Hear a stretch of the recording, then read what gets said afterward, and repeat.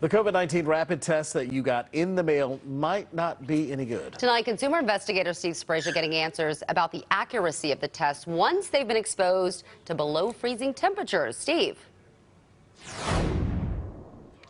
Guys, shipping conditions are the biggest concern when it comes to these home rapid tests. Now, they may not be sitting in your mailbox in freezing temperatures, but what about the conditions on the way to your house?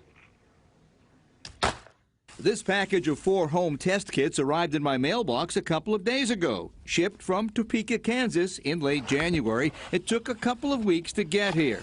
When I checked, I found that freezing conditions were the norm in Topeka for most of January during that shipping period. The kits contain a liquid reagent which has to be used in the test, and that reagent is susceptible to freezing, especially if it's sitting outside in a truck waiting to make it to your home. What happens if the reagent freezes? I would say you're probably okay. Now, what is more dangerous is what we call cycles. So a freeze, a thaw, a freeze, a thaw, something like that would not be good. So how can you tell if your kit isn't performing correctly? Well, they have a control line. If the control line develop a color, a blue color, a red color, something like that, most likely everything is fine. If the results show the kit is not working, do you toss out the whole batch sent to you? The first thing I would do is I would reread the instructions of how you do the test. If the second attempt also fails, he says, then buy a new test kit. Store them between 36 and 86 degrees, but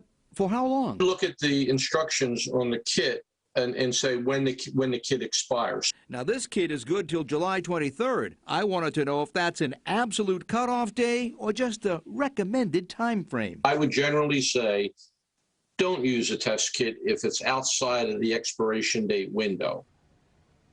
Professor Denny also tells me it's really important to follow directions in those tests very, very carefully. He says some of the kits that he's used at home with his own family have directions which are, shall we say, less than easy to follow. So take your time, read it, and do it right. Working for you, I'm consumer investigator Steve Sprazier.